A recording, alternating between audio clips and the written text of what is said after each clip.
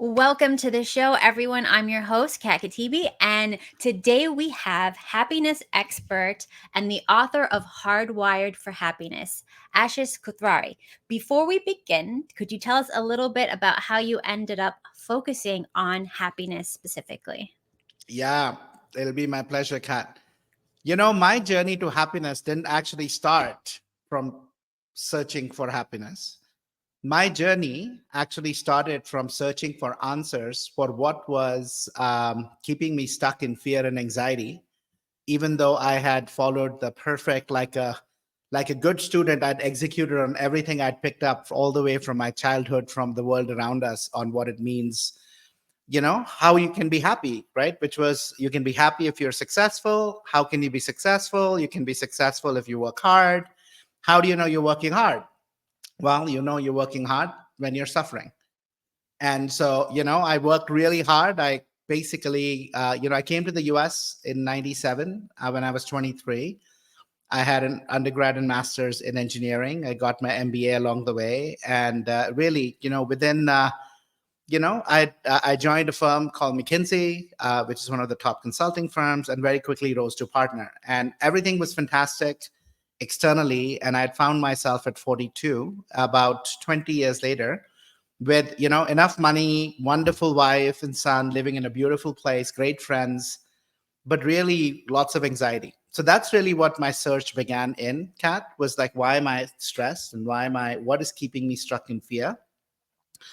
And all that research across psychology, neurosciences, and spirituality, helped me move through that rather than take pills or go spend hours talking to a therapist. Um, and that became the framework actually for the sunflower and for the book. The title of it, Kat, for your listeners, was actually not Hardwired for Happiness. The original title was actually called From Fear to Freedom, a journey from within to live your best life. And then when my editor got a hand of it and she said, you've written a book on happiness. Do you know that, right? And I was like, what are you talking about? She's like, when you move away from this, your every chapter has happiness all over it. And that's how I then transitioned. And I realized actually it is true, because our base state as humans is of joy.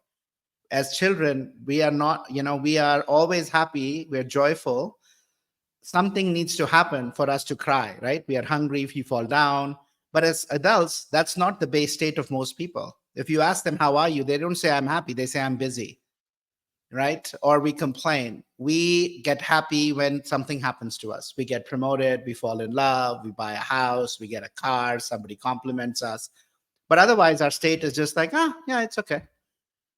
And that's the story of how I came to kind of really focus on happiness as a field. So, I've noticed, and I think more studies are showing that people are actually increasing in their unhappiness. Mm-hmm. So, what do you think is the primary contributing factor to that? Yeah, I talk about this in the book. Despite all the rise in self-help work, our prosperity, think about this, Kat. Think about your life, my life versus that of our parents versus that of our grandparents, right? We have fixed the external world so much. We are more prosperous than we've ever been, right? The number of people living in poverty has gone down from almost 50% about 50, 60 years ago to less than 10%. We are living longer, right? So we are more prosperous. We have a lot more, but we are still consuming ever more. And we are less satisfied. So the Gallup score on life satisfaction, which is also the national happiness score, we are less satisfied, right? We have more and we are less satisfied. We are living longer, almost 2x longer, twice as long, because of all the advances in sciences. But think about our later years. We are lonelier, we have chronic ailments. So the quality of life in our last 20 years that we are clawing back from death is actually one of struggle, right? We are more connected. I mean, look at, you're in Miami, I'm here. Like 20 years ago, this wouldn't be possible, right? Your platform reaches so many, and yet we are lonelier. The Surgeon General, Vivek Murthy, talks so much about the epidemic of loneliness. And this one is my favorite. Think about how much more we can get done, how productive we've become. You had to go to a travel agent and they'd give you itineraries and then you kind of go, and now you can literally 5 minutes, you can book a trip around the world. Same with banking, same with social media, what we write, etc., etc. We should have so much time, no? You and I should have so much time, you on the beach, me in the mountains, but yet we are busier than ever. And so I was really exploring these questions, these paradoxes of, on one hand, we make so much advances with our brain, with our intelligence, but why are we struggling? And the answer was exactly there. It was that, our brains fundamentally are sense making instrument, right? Everything we experience in here, in our inside our bodies, in our brains. We create it, right? So even our conversation right now, Kat, right, that we are having, think about it. If I asked you a very simple question, or where do you see me? What would you say? Where do I see you? Yeah. In front of me?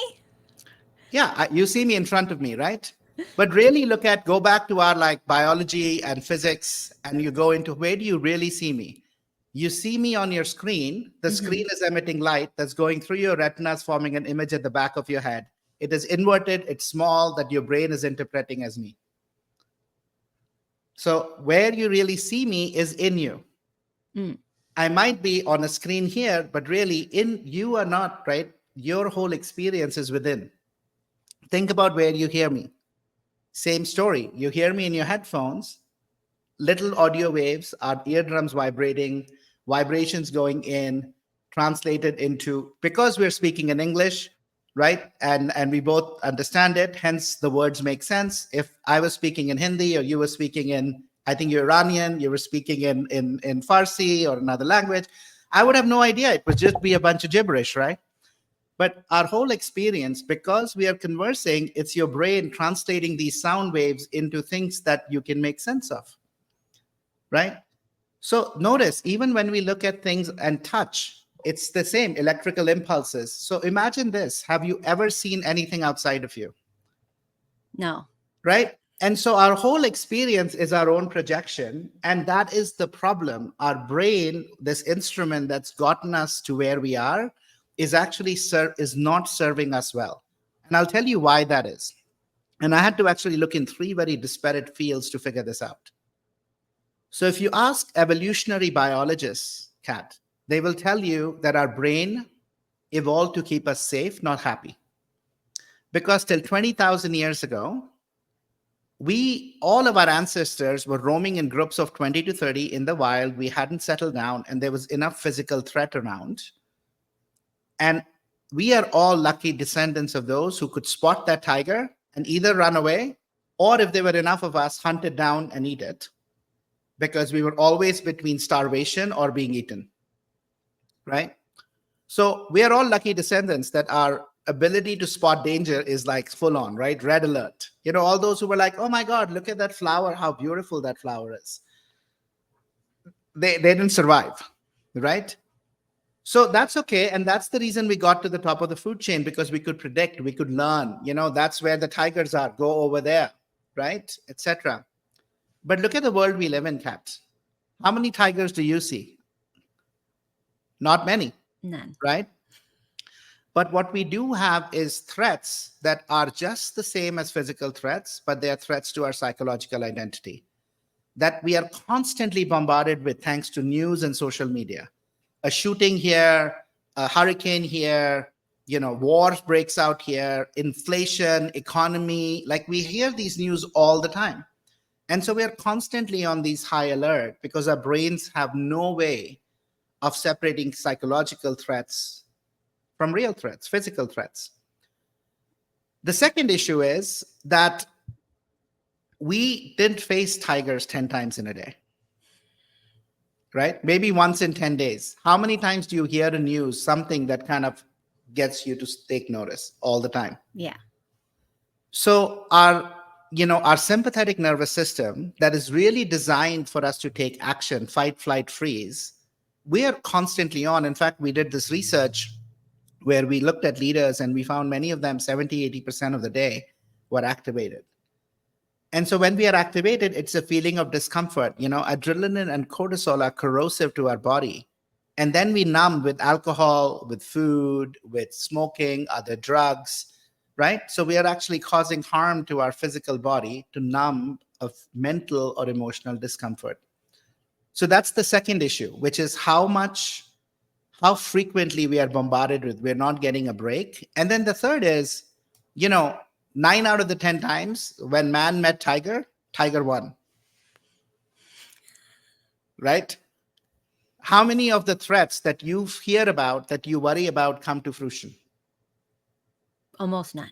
Almost none, right? So again, the third big variation is it doesn't happen that often. And so our reaction, first of all, is we overreact. But more importantly, we can't step back, because if you look at all the work around emotional intelligence by Daniel Goleman, when we are triggered, we're literally operating at 30% lower IQ points.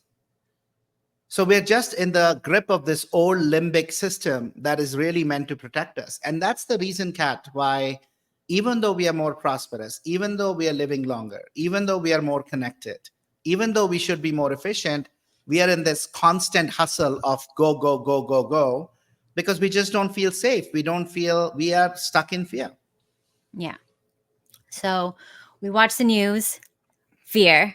We hear about the economy, fear. We're like, oh, we might lose our job. We have to save more. The inflation, fear, fear, fear, fear, fear. Someone cut you off in traffic, more. But you don't die. You don't get eaten by this lion. Exactly. No, and what happens is, because think about our evolution, millions of years, our brains have evolved with that fear circuitry. There is this beautiful words in neuroscience: neurons that fire together wire together. So when we are in this environment of fear, our fear circuits that already have millions of years, right? Our brains evolved to keep us safe, are getting stronger. What's getting weaker? Our circuits that allow us to connect with another. Our circuits for compassion, our circuits for being able to step back and look at things objectively, right? Those are the things that lose out. And when we lose out, we lose choice. We start acting out of habits. We start drawing boundaries, Kat. Anybody who is with me, who thinks like me, is with me. Everybody else is against me. Mm. When I'm in fear, I'm closed, right? We literally think about our response to physical fear. We harden up for the impact. We're not open. We're not even open to other perspectives. When we are in fear, we think about what's present here and now. I'm not thinking 10 years from now. I'm thinking here and now. And those are all the symptoms really underlying the problems in the world. Why we're not making enough progress on climate change. Why we are more divided, right? There is so much rancor in the political process right now. Why can't we just debate issues? Why do we have to call people names and sell, that person is this, that person is crooked, that person is weird? Like, we don't need all that. Like, we can just debate policies and discussions, and we've gone away from that. But that's because of this fear environment, like this complete hardwiring for fear.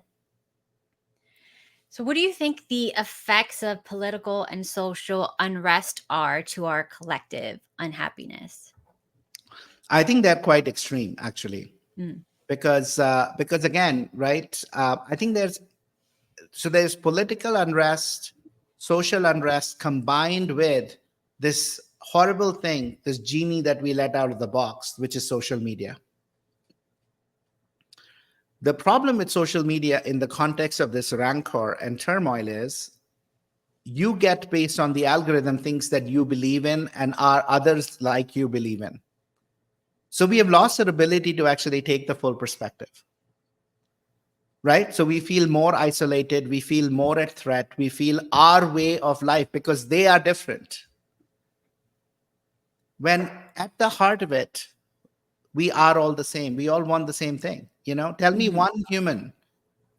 one human who doesn't want to be happy, who doesn't want their kids to do better than them. Tell me one human who doesn't, who's looking for, like, no, I want to make everybody's life worse. We're not. Like, we all want to be happy. We want to be happy. We want to create a better world for our kids.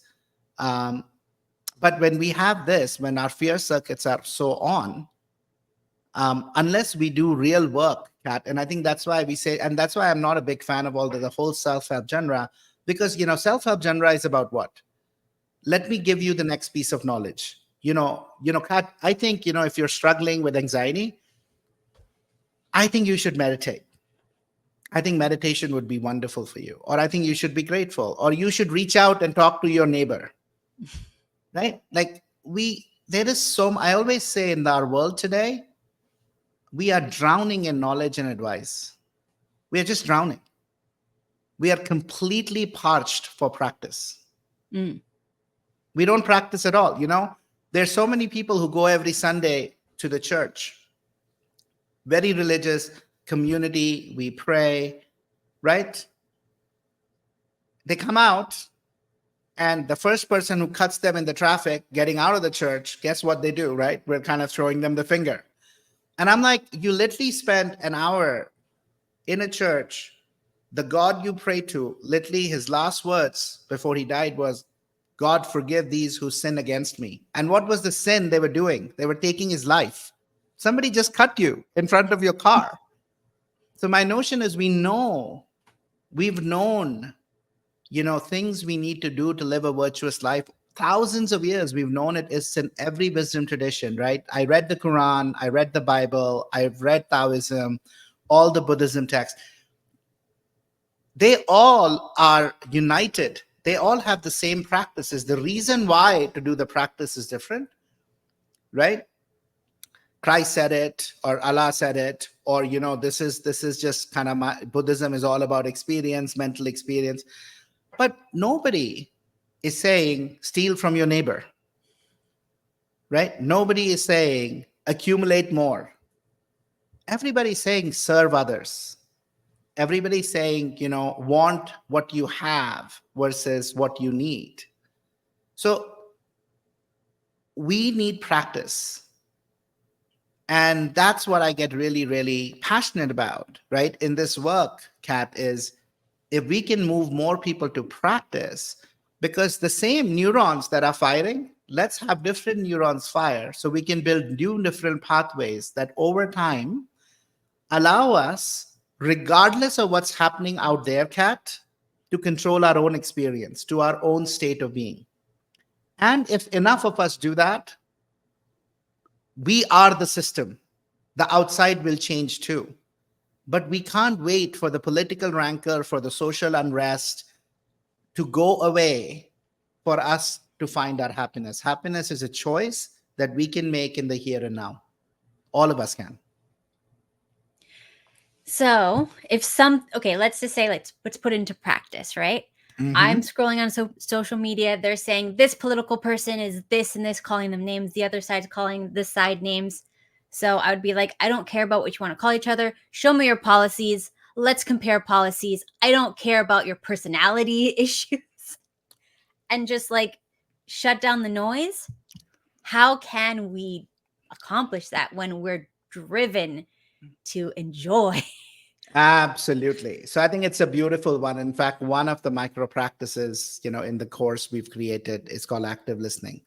So let's do that together. Let's take the same situation, right? You have two groups and they're calling each other names, right? Et cetera, et cetera. We always will lean towards one or the other, or regardless, if we like peace, we won't like any. But I think step number one, Kat, is to just notice, forget about them. Step number one is just notice, and let's do this together. Let's just take 4 or 5 breaths. Let's stay with this for a moment and let's just breathe, and just breathe into your belly. Just follow your breath and just notice where you are and what you feel in the midst of that rancor, and just come to your center. Just find your center. Imagine that you were a tree and your belly is the trunk where it meets the ground. So there's storms out there, but you are rooted. So let's find our root. Okay, let's do that.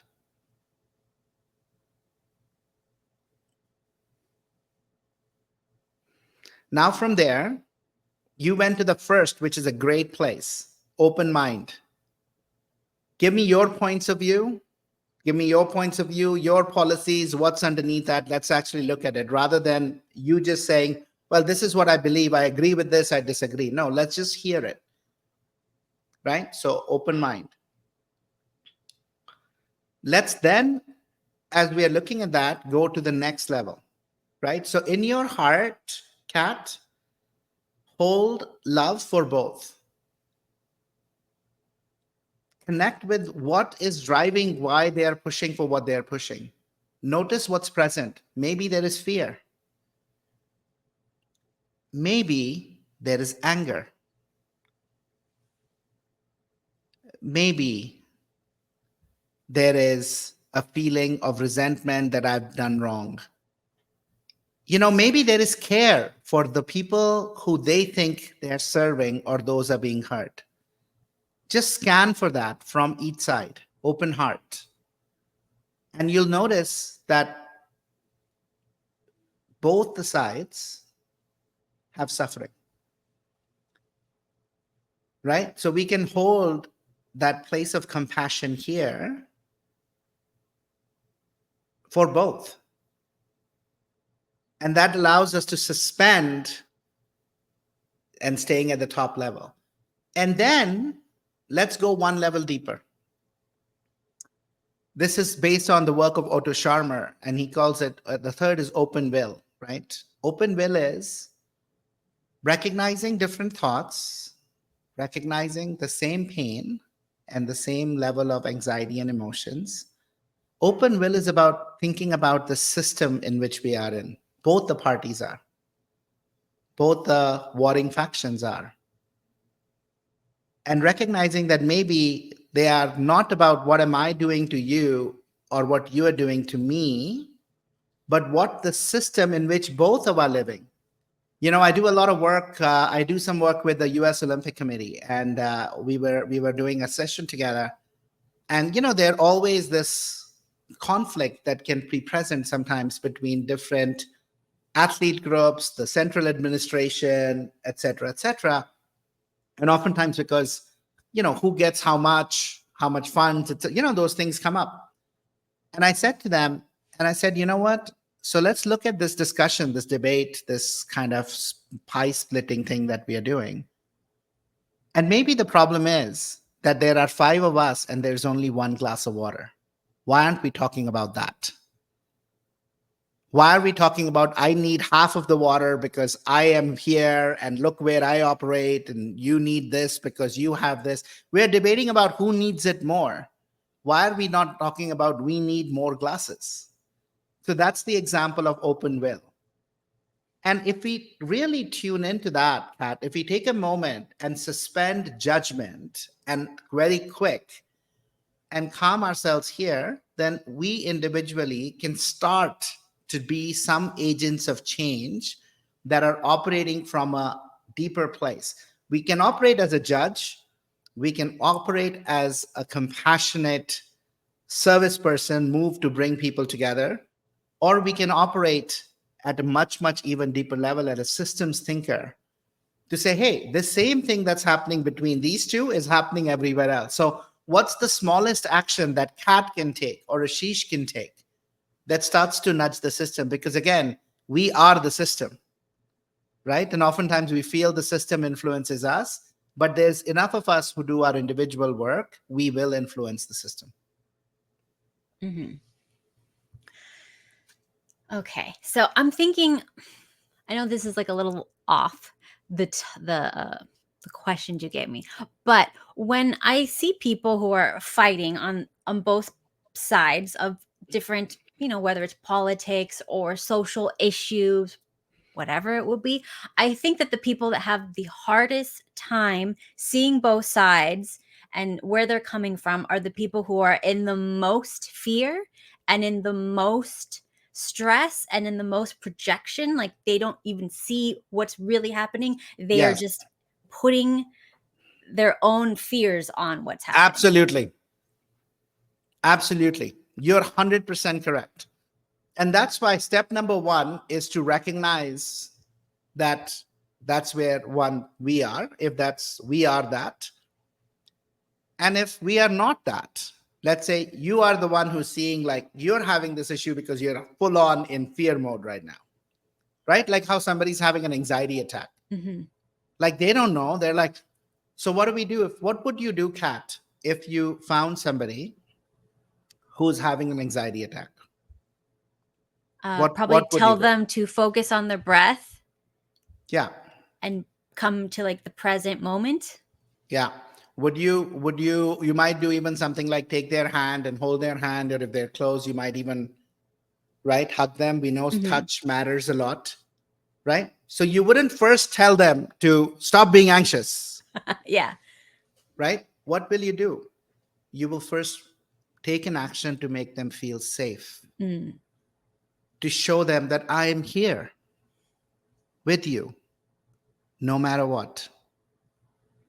We would then tell them to do something with their body, breathe, right? Because just here is going to do nothing. So, one, we hold, then we breathe, and that's allowing them. And you'll say, okay, try this. Okay, don't worry about this, try this. And once we are there, then we can actually say, okay, what brought this on? What can we do? And I think it's the same that we can apply when we find others who are so much in fear that they're creating so much toxicity around them because of how they're acting. So rather than say, I don't really want to deal with it because you just bring me down, if we are so moved, sometimes that is the right answer. But if we are so moved to action, maybe the step number one is to not worry about what they're saying, but really turn and have a conversation about what they're afraid of and how is it making them feel. And then really get to a safe space to say, is this serving you? Is this anger serving you? If it is not serving you, are you open to letting it go and moving to something else that might serve you and the others better? But we can't, to your point, Kat, have that conversation till we have down regulated our nervous systems, till we've created a space that is free of fear. And we do that through love and compassion and care and connection, right? So, another thing I've noticed is that after the pandemic, right? The isolation that happened and people becoming used to being online and not in face to face. Mm-hmm. And now they're more hostile because they've built this Totally. archetype of the opposite side, like the out group. And then they feel like they're fighting against an archetype instead of a real person when they actually see somebody in real life. Yeah, absolutely. Look, we are social beings. We thrive on connection, right? We literally thrive and pick on where, our emotions, our thoughts are contagious, contagion, mirror neurons, what you feel, I feel. And yes, in person, we are able to connect with what the other person is in the spirit, right? Way, way deeper, for sure. And I think being locked up, my book that I wrote actually came out in the pandemic, around the pandemic. And I actually wrote it, Kat, because, I had done all of this work, right? The space of fear had become very familiar to me. And I'd done all this research and all these practices. And I wrote it over a year because I realized that we were already stuck so much in fear because of psychological threats. And now we had a physical threat. On top of that, we were going to have disconnection. On top of that, we were actually going to have stillness, right? The worst thing, the best thing, but the worst thing. When you are anxious, what do? You move around. You want to do other stuff. You don't want to think about it, right? Literally, everybody was stopped. Like everybody stopped. You can't go out. You have to be at home. If you don't like your spouse, you can't be on the road 4 days and say, I'm only there for the weekends, right? Now you got to live with them, right? So if you don't like your children, tough luck. They're not even in school. They're literally at home, right? And they're going through whatever. So all of a sudden, when we stopped, all that unprocessed trauma, all those unprocessed emotions started to come up. because we couldn't connect with others in person, there was no outlet out there. And so what happens? We bottle, we continuously ruminate. And that's where we find ourselves, right? Like that's a little bit. So absolutely, you're spot on. Then I don't think the pandemic did us a favor, but I also fundamentally believe there is nothing like good and bad.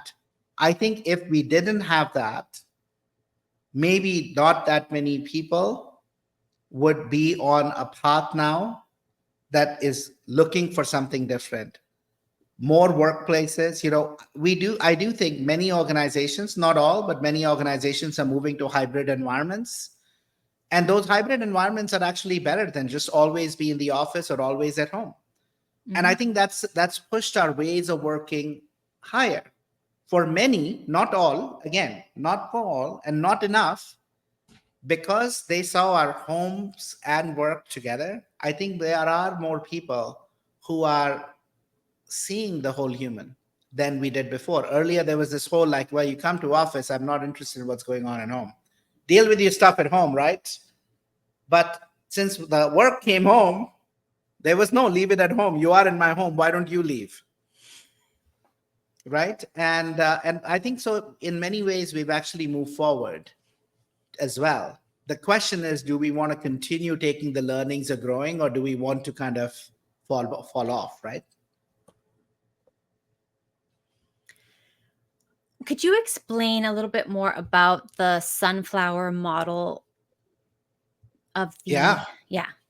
Of our core program? Absolutely. Yes.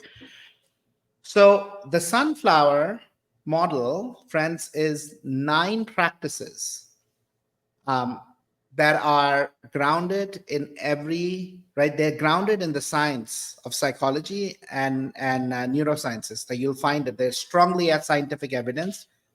Every one of these practices help fundamentally shift our experience of the world.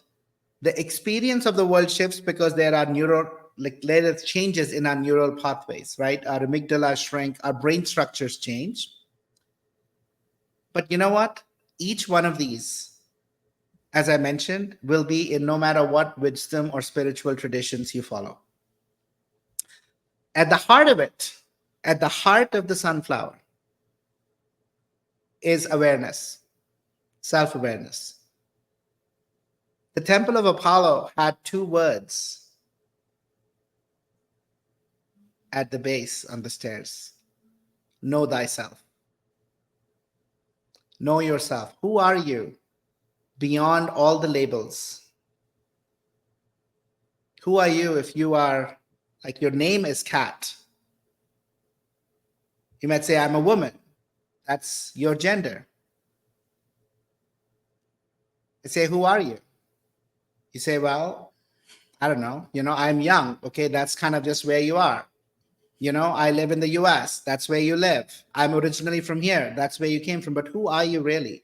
Really looking into this notion of, as I said, we are experiencing, all the experience is within us. Who is the one experiencing it? When I'm speaking, who's the one hearing? The brain is making all this sense of what we're saying, but who's the one hearing it? So one, we can go down this path of who am I? What is that source? Where is the source of consciousness? That is, by the way, at the heart, and not getting confused, Kat, between the thoughts, the feelings, and the emotions. What we feel in the body, the emotions we label, and our thoughts and beliefs. If you look at cognitive behavioral therapy, it's at the heart of helping people reframe the thoughts. You have a story, and I'm going to help you reframe that story, right? You can only do it if you are at a distance from your thoughts, emotions, and body. So that's a lot of the practices we talk about in self-awareness. We are constantly seeing the world based on certain mental models and beliefs. Oftentimes, we are unaware of them. But we make sense. This is right, this is wrong. Based on what? Based on what we picked up from the society, what we learned growing up, right? I'll give you an example. If I ask somebody, if I gave them a table 8 by 10, And I said, what do you think about this table? Is it small, medium, large? Somebody might say large if they've usually had smaller tables. Somebody might say small if they've like sat on large tables like they had in England back in the day, right? Same with wealth, same with success. How much wealth is enough? If you are making more than that, are you greedy? Right? So again, beliefs. And this is about just noticing our own lenses through which we're seeing, recognizing that it's only one part of the truth, not the full truth. Really powerful, right? In this context of two different perspectives. Mm-hmm. Rather than say this is right and wrong, recognize it's in the gray and it's very individual. So our self-awareness practices are all about really getting to know yourself, really getting to know the other, and more importantly, really getting to know how you show up for others. So how the world makes sense of us. So that's awareness. And most people don't know this. We are stuck in these identities, roles. By the way, we see it so extremely play out, Kat. This week, I've interacted with two women whose kids just left for college, right? All of a sudden, their identities change. Somebody loses their job. Yeah, but I was a banker. If I don't have a job, who am I? So much suffering comes from getting stuck in these labels, in these identities versus the real experience of the person who's experiencing. From there, every other petal becomes accessible, Kat. So, living a life of meaning. What gives you purpose? What is the meaning of your life, right? What's your personal legend, as the alchemist would say, that you are born to fulfill? You can't know it out there. You can only know it by here, which is we introduce a model called Ikigai, right? From the high-end tradition, what you love, what you're good at. Nobody can tell you out there what you love and what you're good at. You know it. We talk about the third petal, which is gratitude. Gratitude is about, again, appreciating what you have versus focusing on what you don't. And our brain will always focus on what we don't have. So with awareness and we counting our blessings, we can start to train our brain to be grounded in the good. So I'll give you an example. If I asked you, tell me, what are you grateful for? Often people say, I'm grateful for my health, right? You ask somebody who's suffering, struggling, maybe they have a backache, maybe they've hurt their leg, right? You ask them, what do you say? My back is hurting. My leg is hurting. I have a headache. Notice how when we go suffering, we go really specific. When everything is good, we just say generalized. Imagine if the person who was having a headache could also sense, yeah, I have a headache, but my heart is operating fine. My kidneys are okay. I actually have arms and legs. I can see, I can hear. All of these things that are not true for everybody. So through practice of gratitude, we can literally build a more positivity bias in our brain, which doesn't ignore that I have a headache that I need to take a medicine for, but it reduces the suffering that comes with the physical pain. Mm-hmm. And there are practices like that, Kat. We have a practice around mastering your emotions. We have a practice around mindfulness. We have practices around well-being. How do we make sure that we're taking care of this body, mentally, physically, spiritually? We have practices around community, how we can build a rich fabric of relationships that can continue to nurture, nourish us, and that we nourish. And we have a practice of intention. So many of us live lives accidentally, constantly reacting to what shows up, what people are asking us, versus intentionally based on what we want to create and where we want to go. Mm-hmm. And so the ninth practice is that of living intentionally, which is how do I live a life true to what I want versus what others want from me. And that is the model. That's what I cover in the book. That's what our program Rewire is all around, is to really not just, again, teach these practices, because, how many times on your show alone has somebody come and said, mindfulness is the answer to it all? or gratitude will solve this for you, or connection, or, again, my life, I turned 50 in March, and my whole life, after a very successful corporate career, we're building another company. And this one is literally all about helping people build habits so that we can actually enjoy the prosperity that we have. We can enjoy the connection, we can enjoy it, but we can enjoy it by fixing this instrument that instead of enjoyment is bringing us so much suffering, right? That instead of Mhm. connection is making us more polarized. That's those are the 9 practices. That's why I get really passionate about those. And we're doing the same work, by the way, Kat. And I'm lucky, actually. Again, very grateful to the universe. I spent 25 years working with many senior executives around the corporate world, and so I have the benefit because of my background, because of where I work, because of my education, because of what I did for 25 years. I'm not a spiritual guru or a life coach who people go like, well, it's a little bit like I always say, I'm like one of them, all the leaders at the company. So we're actually running programs with large and small companies. We have something we're running right now with Danone, the milk company, Mm. where a whole 135 group of people are actually building habits around this, supporting each other on their journey. We're doing some work with PepsiCo. We're doing some work. We're just starting some work with the city here in Colorado, the city of Fort Collins, where they're going to take 30 to 50 of their employees and actually not just have them have well-being seminars, but literally working together to build some habits over 4 months. Mm. We're just starting something with the university here in Colorado. So we're all about practice. I'm like, we've built the program, we've got the tools. If people are willing to invest 5 minutes a day, and that's frankly what it takes, 5 minutes a day. My promise to them is if you do the 5 minutes a day, in 6 months, 9 months, you'll have a very different life. Nothing would have changed out there, but everything here would have changed, and your experience of life would be different. Mhm. I've actually had people tell me that I'm unusually happy, which is hilarious because I was not always happy.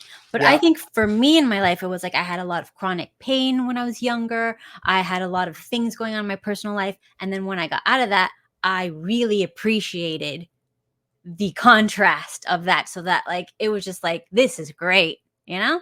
And You I don't, walk through fire. And yes. so, right. So when you're not burning up, you're like, this is fantastic. Yeah, so I'm just like always excited, always happy because like, I know what actual pain is. So like this is great. And people always ask me like how can I get that without going through that first? Very true. I'm very blessed in that way, right, Kat? I just had a year and a half bout of anxiety. You went through years of pain. Mhm. And so, look, for those people who ask that question, first of all, they should be grateful that they are actually asking the question without some life trauma Mhm. hitting them. So I think we start with actually being grateful that we are something in us is listening to something else than our core survival voiced brain. I think second, I think you can invite them to take inspiration from there's tons of work. There's one work done by Bronnie Ware on 5 regrets of the dying. I don't know if you've heard of that beautiful book. Mhm. Bronnie Ware was an Australian palliative nurse. So she helped a lot of people in their last moments in this life.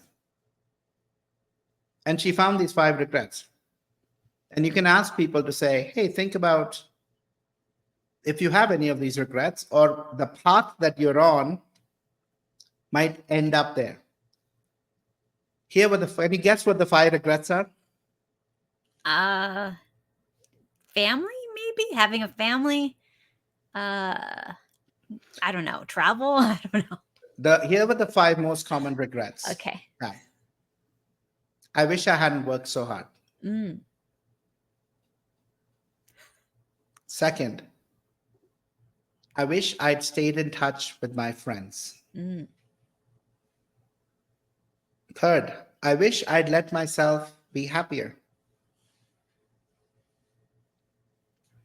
You don't need to go through trauma to let yourself be happy. Happy is a choice. Mhm. Nothing. You can stop playing the if then else game.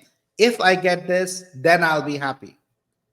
Because the moment you get there, you'll want the next thing. So stop.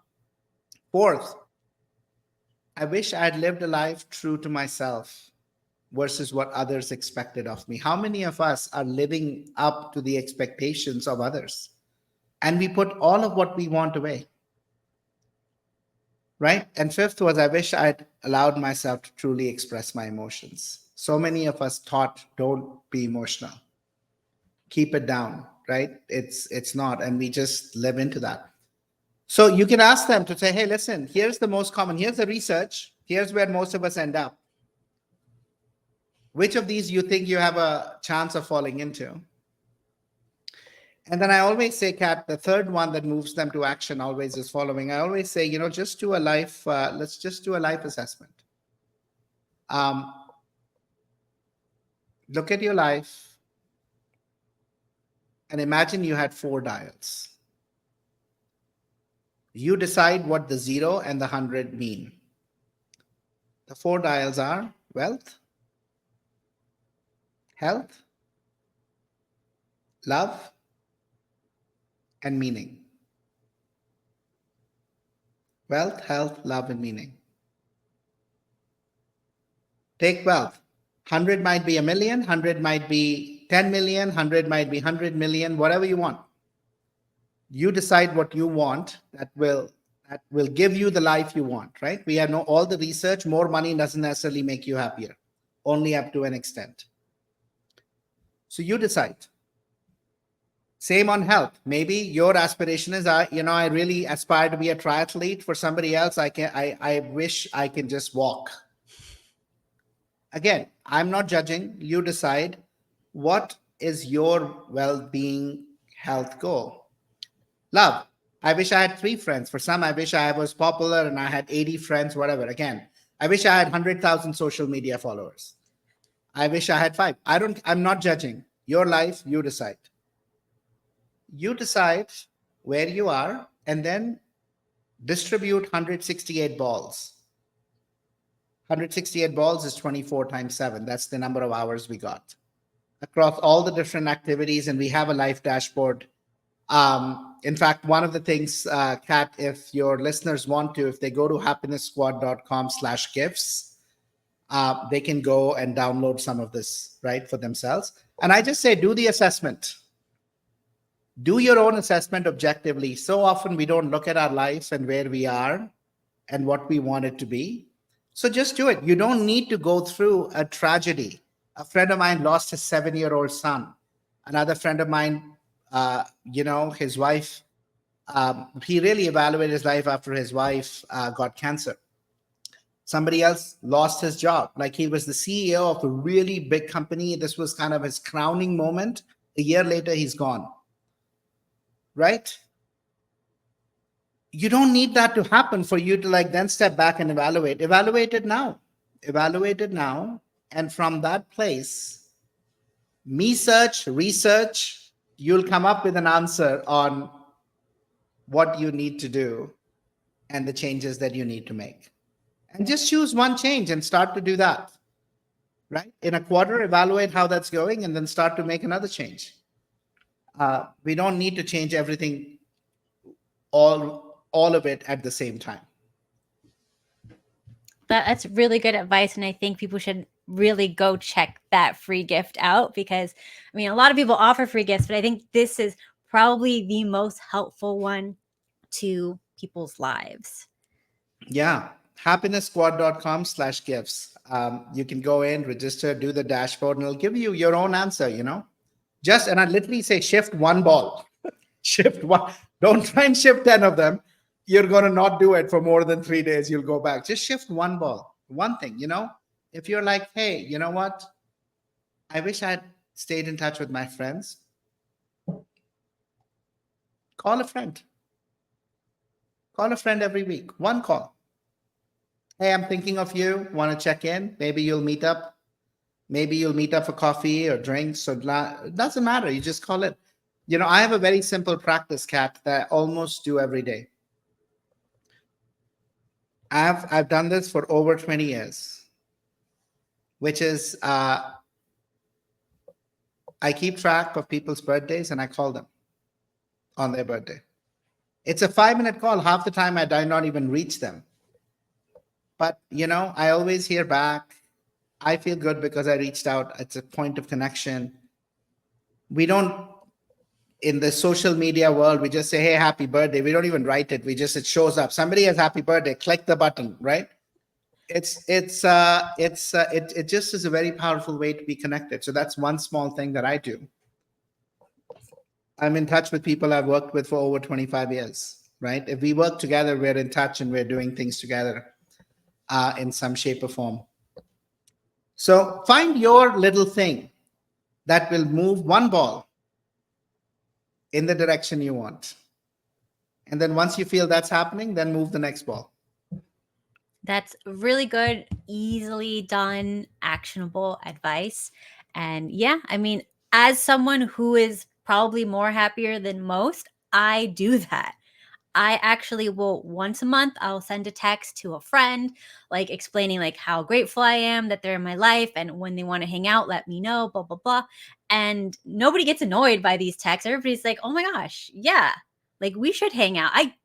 I do miss having, like conversations with you. Let's go do something. And then you get that connection.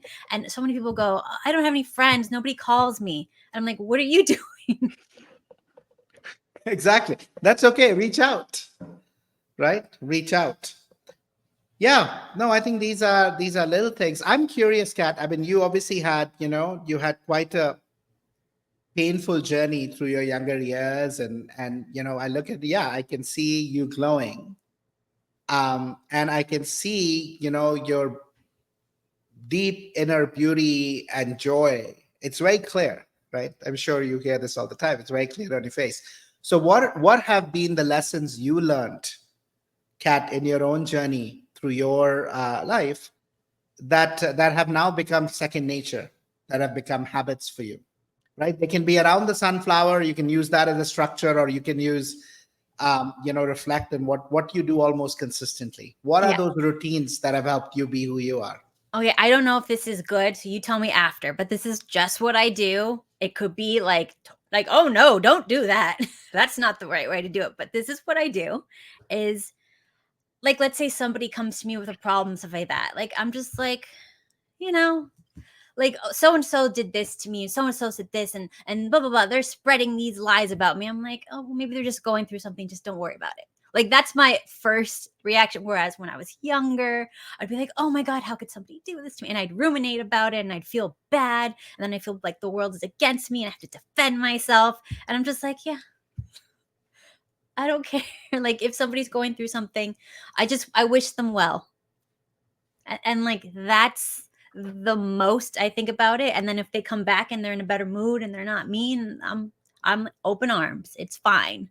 I just don't think it's worth it anymore. I'm too old to care about petty stuff. And I like to attribute when people are acting up to maybe their hormones are off, maybe somebody, is sick in their family, maybe they're depressed, maybe something's going on at work, maybe in the relationship. I never attribute it to this is a bad person. Yeah. So I love it. You're implicitly doing two things beautifully, right? Two or three things of the practices just implicitly without calling them out. The first one is, when somebody's going through something or you're going through something, that becomes the biggest thing. Somebody lost their job and they were like, oh my God, my life is ruined. Look at this, what's happening. And I had him say, okay, would you trade your job for your wife? What are you talking about? Never. I'm like, you just said your life is over. That's why I'm asking. Right? He said, no. I said, okay, what about your kids? What about your health? And all of a sudden, this notion of what you're doing very implicitly is it's not a big deal. Step back and say, will you think about it 5 years from now, 10 years from now? Will you remember this one thing? Probably not.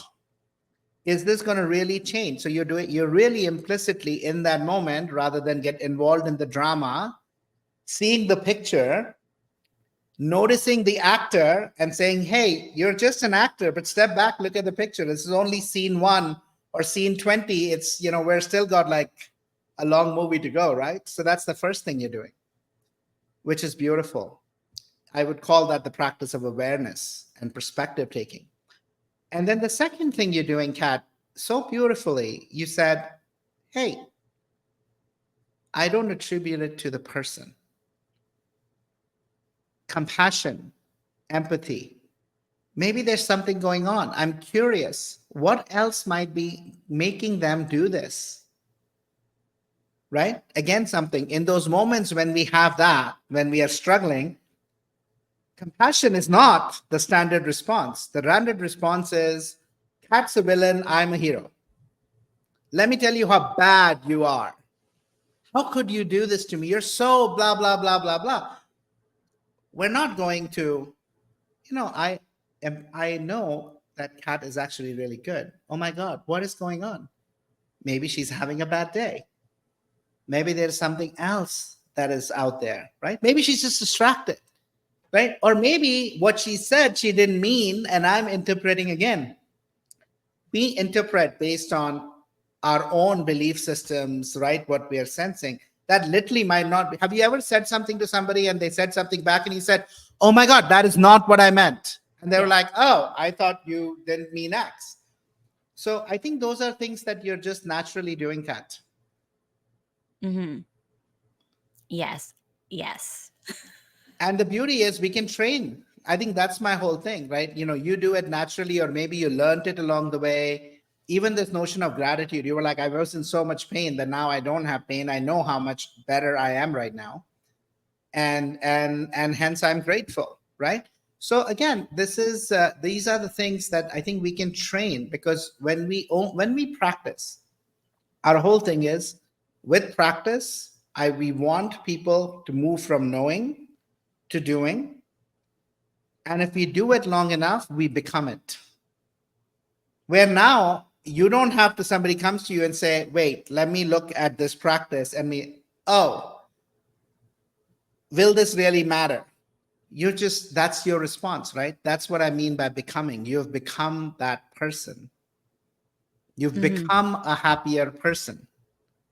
It's not that your life doesn't have suffering, Kat. I'm sure there are enough struggles every day in your life that you deal with, but you're not doing it from that triggered, activated state. You're doing it from a state of joyfulness to say, yeah, this is not right now.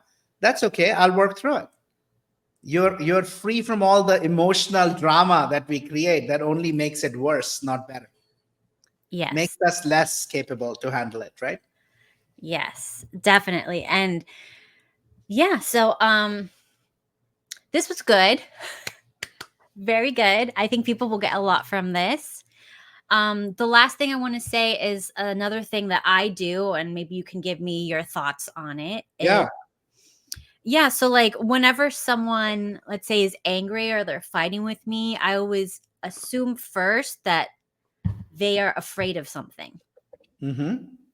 And try to figure out what that is. And I will tell you almost 110% of the time, they have a fear of something and they're lashing out because of that. And anger is always like hidden fears. It is absolutely true. And it's very wise. We feel anger when there is an implicit or explicit boundary that is crossed.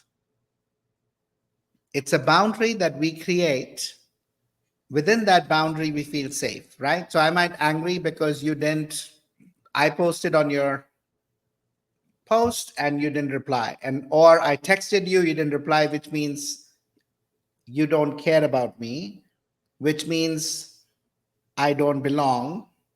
And our ancient fear of, if I didn't belong back in the day, I would die, because, if you went out of a group, you didn't survive. The if you look at the neuroscience, are when we are rejected, the same circuits in our brains that are alight with physical pain come alive. Mm-hmm. Mm-hmm. So I think your intuition around anger equal to deep fear of something is spot on. And so we can inquire, okay, just let's breathe. Don't tell them to not be angry. Just say, yeah, what are you afraid of? Mm-hmm. What have I done? What have I violated? What are you afraid of? What do you think is going to happen from this? I think is beautiful. Yeah. It's actually a big part of mastering your emotions that we talk about in Rewire, right? Mm-hmm. Is look at the anger, look at these. We basically look at 6 different emotions, Kat, that most common are at the heart of our suffering because we don't like them, right? But they all have a lesson. They all have something wisdom there. So anger, resentment, anxiety, fear, shame, guilt. Mm-hmm. And we say, how do we take these on? How do we practice being with these emotions, learning from them and moving through them versus numbing them or just reacting from them? Mm-hmm. You're mad at me, I'm going to be mad at you, and we're just going to go, right? And oh, by the way, even when it gets resolved among some people, right? We'll go up, up, up, and then we'll be like, oh, man, this is not worth it. I'm so exhausted. Let's hug it out. And we go. But that's great. But did that go away? Mm. No, you just said, okay, let's not worry about it. Guess what? The next time it happens, you think you're going to stop here? No, now it's going to be here. And so I think it's important to learn to really disaggregate that emotion and why it is and what you're afraid of, what the other person is, what's driving it, and really resolve it from that, again, place of kindness and compassion, holding each other in best and positive regard, knowing we both just want to be happier. That's what we're solving for. And we're both hurting right now, right? The person shouting or the person being shouted to, neither of them is in a pleasant state, right? Otherwise, if you're in a pleasant state with anger, please be angry all the time, right? Give yourself permission to do that. Awesome. So, how can everybody work with you and learn more from you? Yeah, thank you. So, one, you can go to the happiness.squad.com that literally has all of our offerings for individuals and for organizations. You can also, from there, get access to our podcast.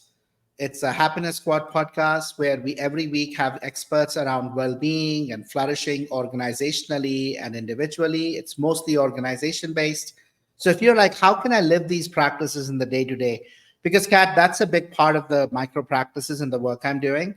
I'm like, we're so busy now. Like you and I are so busy. Everybody is quite filled lives. There is no space to do things outside work. So most practices that we have are things that you can do right in your work because we don't ask you to do something new. Mhm. We just ask you to do what you already do different. Mm. Right? So we just make little tweaks in what you're already doing. So you don't need to do something new. I'll give you an example, right? People start meetings. We just ask them to start the meeting with 1 mindful minute at the beginning of it. So you don't have to go for 30 minutes and have meditation. Just do it 6 times in a day as part of your meetings for a minute. But that's it. Go to happiness.squad.com. You can reach out there to us, to our team, and it'll be our pleasure. This is the journey that I'm on, and it'll be my pleasure. I think we need to, we set a goal, Kat, to help reach 1 billion people through what we are doing over whatever lifetime, hopefully way beyond my lifetime. But that's the goal we set because, again, I truly feel that the reason we are struggling as humanity right now is there 8 billion of us who are operating from a place of fear. And if we want to have a planet inhabitable for our kids, changing 1 life, 10 lives, 100 lives, 1,000 lives, 100,000 lives is not going to be enough because the others are, the effect of what we do will not be enough. of course, it'll be enough for the person who does the work, but not for the world. And so, please engage and help us spread the word around this work. We're trying to truly make this be accessible to anyone and everyone. And we'd love to work with you. We'd love to help you scale this, make this a key part of what you do in the world. Um, Thank you for having me on your show. This was such a wonderful conversation. Thank you so much. And is there anything else you'd like to leave the audience with before we go?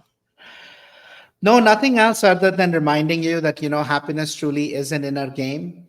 It's a choice. Our whole experience of the world is within us. And so if you are not liking the world, my friend, out there, I'm not sure I'm liking a lot of the world out there.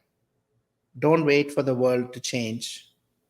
Mahatma Gandhi said this beautifully. He said, be the change you want to see in the world. We have 100% control over what actions we take to really sculpt our inner world. And so I invite you to lean into that. And collectively, let's truly create a kinder, healthier, happier world. Well, thank you so much. And everybody, everything will be in the show notes so you can check it out. And thanks again. My pleasure.